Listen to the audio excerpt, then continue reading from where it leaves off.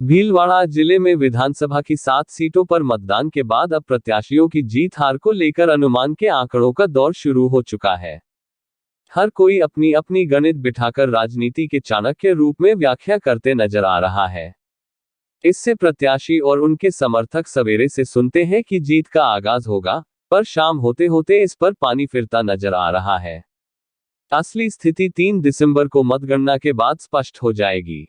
तब तक प्रत्याशियों का दिन में चैन तो रात में नींद छीनने के हालात नजर आ रहे हैं।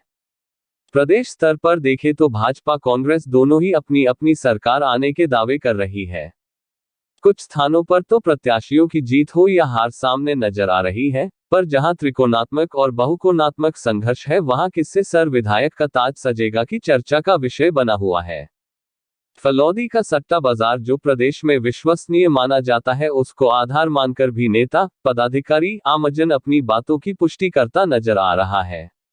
भीलवाड़ा जिले की 7 विधानसभा सीटों की बात करें तो यहां आसीन, सहाड़ा, भीलवाड़ा, शाहपुरा में जहां त्रिकोणात्मक तथा मांडल, जहाजपुर, मांडलगढ़ में कांग्रेस भाजपा में सीधा मुकाबला माना जा रहा था।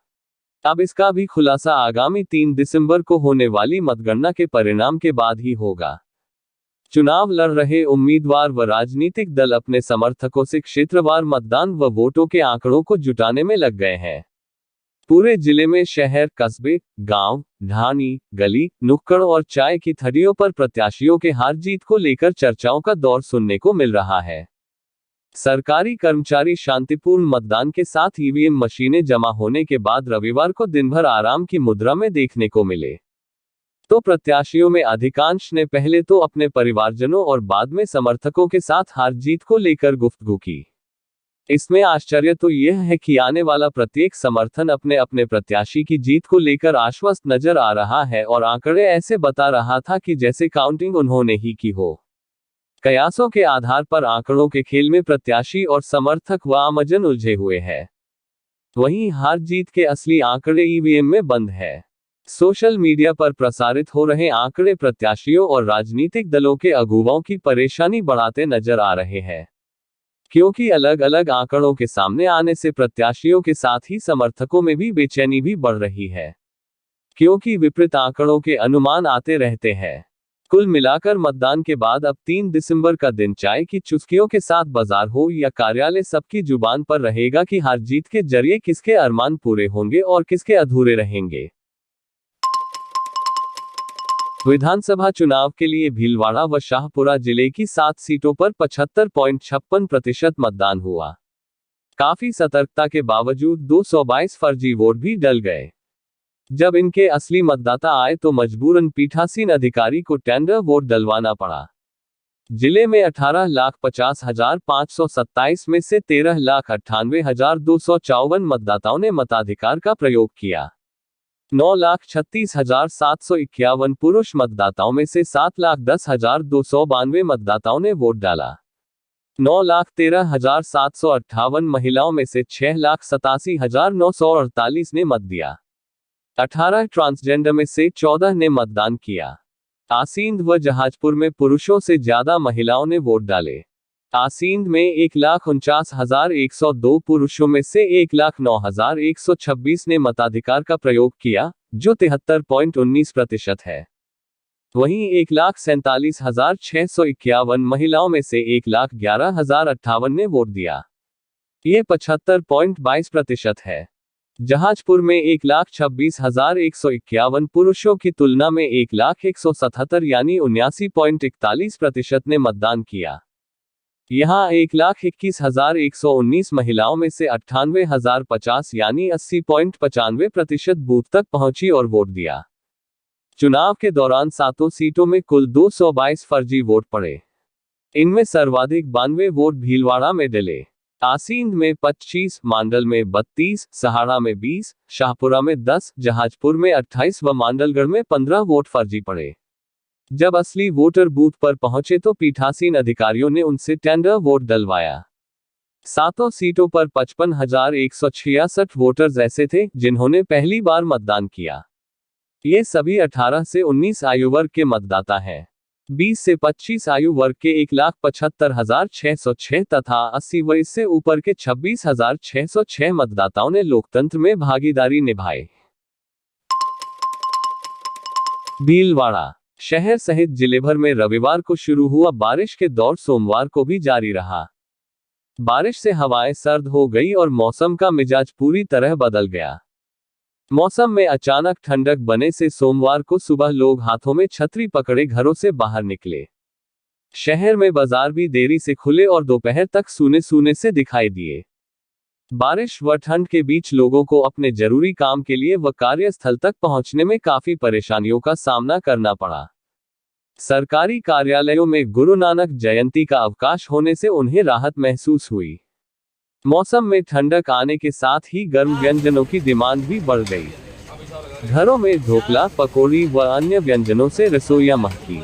बाजारों में भी कचौड़ी, पकौड़ी, चाय व कॉफी स्टॉलों पर भीड़ देखने को मिली। उधर रविवार को प्रदेश के कई हिस्सों में ओले गिरने के साथ बारिश हुई, जिससे मौसम ठंडक घुल गई। मौसम साफ होने के बाद सर्दी में और इजाफा होगा। बाड़मेर, जालोर और जैसलमेर के कुछ हिस्सों में हल्की बारिश के साथ ओले गिरे। इसके अलावा जोधपुर, बांसवाड़ा, पाली, हनुमानगढ़, बीकानेर और गंगानगर जिले के कुछ हिस्सों में भी बूंदाबांदी हुई। इससे हवा सर्द हो गई। इससे पहले शनिवार को प्रदेश के कुछ हिस्सों में मौसम की मार भी देखने को मिली। जालोर के डाबली गांव में बिजली गिरने से 17 साल की लड़की की मौत हो गई। हादसे के समय वह भैंसों को चारा डाल रही थी। इसी दौरान बिजली गिर गई। 3 भैंसें भी आकाशीय बिजली की चपेट में आ गईं। वहीं बाड़मेर के सिड़वा उपखंड में बिजली गिरने से दर्जनों बकरियों ने भी दम तोड़ दिया। मौसम विशेषज्ञों के अनुसार उत्तर भारत में एक पश्चिमी विक्षोभ सक्रिय हुआ है। साथ ही अरब सागर से एक ट्रफ लाइन भी आ रही है। इसी के कारण मौसम में बदलाव हुआ है। 1-2 दिन में मौसम साफ होने के बाद सर्दी में और इजाफा होगा। मौसम बदलने के कारण प्रदेश के कुछ जिलों में रात का पारा 15 डिग्री से नीचे चला गया।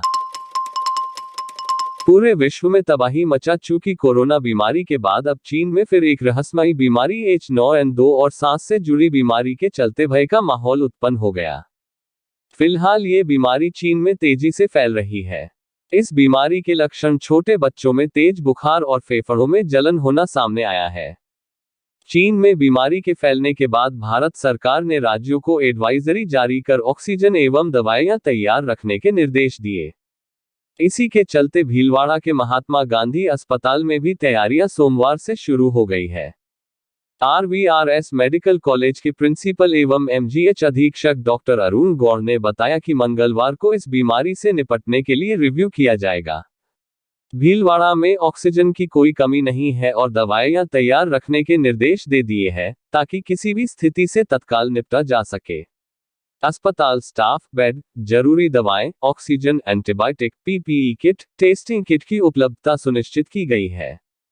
चीन में इस बीमारी के फैलने के कारण बीजिंग और उसके 800 किलोमीटर के दायरे में आने वाले सभी अस्पताल मरीजों से भर गए हैं, जिसके चलते स्कूलों में छुट्टियां कर दी गई है। पीड़ित बच्चों में फेफड़ों में जलन, खांसी और बुखार जैसे लक्षण दिखाई दे रहे हैं।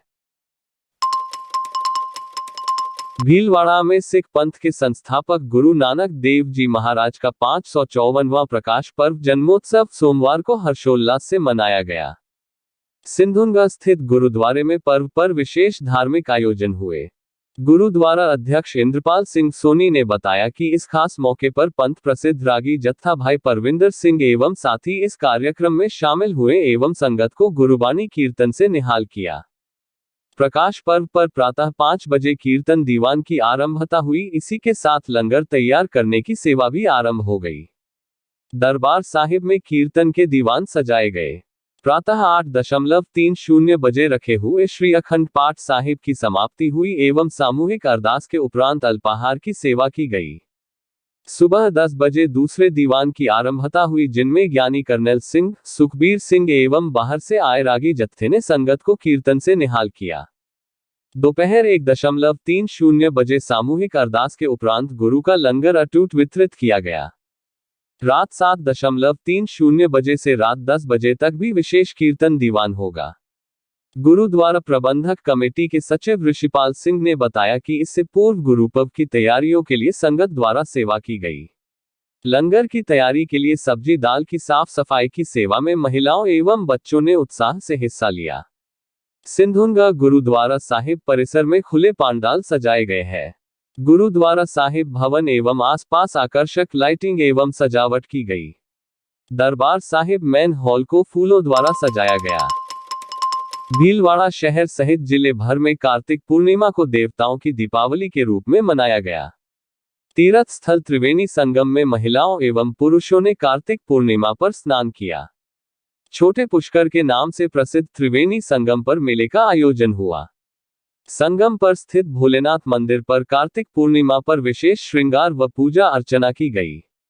कार्तिक पूर्णिमा पर महिलाओं ने हल्दी वाले आटे के दीपक बनाकर पवित्र सरोवर में दीपदान किया।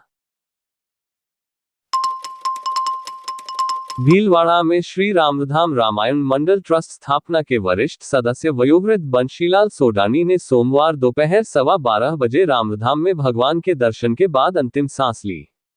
उन्होंने भगवान राम रामेश्वरम के दर्शन के बाद भगवान शिव परिवार को जल अर्पित किया और हनुमान जी के दर्शन के बाद चबूतरे पर अंतिम सांस लिया और अपने प्राण त्याग दिए। 93 वर्ष के बंशीलाल सोडानी अपने पीछे भरा पूरा परिवार छोड़ गए। ट्रस्ट के संरक्षक महामंडलेश्वर श्रद्धेय अनंत देव महाराज ने भी अपने श्रद्धासुमन फोन पर अर्पित किए।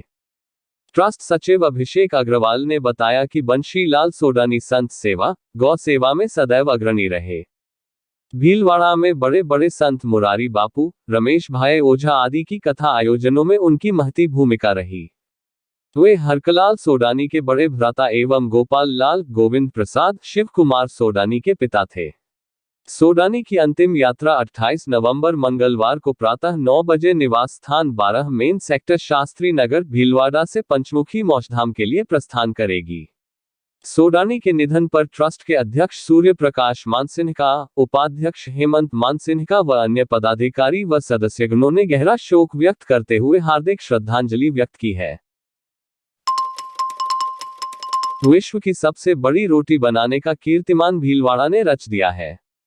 World record of excellence international book of record में इस 185 किलो की रोटी विश्व को सबसे बड़ी रोटी के रूप में शामिल किया है। भीलवाड़ा में तैयार इस रोटी का वजन 185 किलो और 11.15 फीट व्यास है। इससे पहले जामनगर गुजरात का गिनीज वर्ल्ड रिकॉर्ड में करीब 145 किलोग्राम की रोटी बनाने रिकॉर्ड था। अब ये रिकॉर्ड भीलवाड़ा अपने नाम कर चुका है।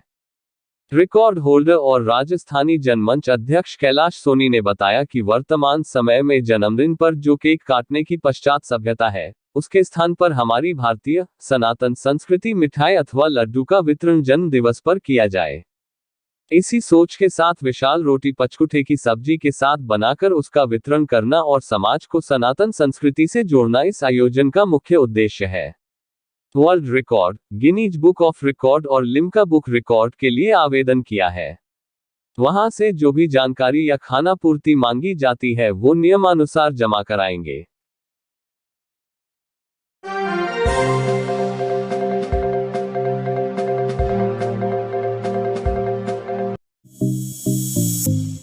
ताज़ा खबरों के लिए बने रहिए लोकजीवन के साथ। लोकजीवन के YouTube चैनल को सब्सक्राइब करें, लाइक करें और बेल आइकन को प्रेस करें, जिससे कि हर वीडियो का नोटिफिकेशन आप तक पहुंच सके। धन्यवाद।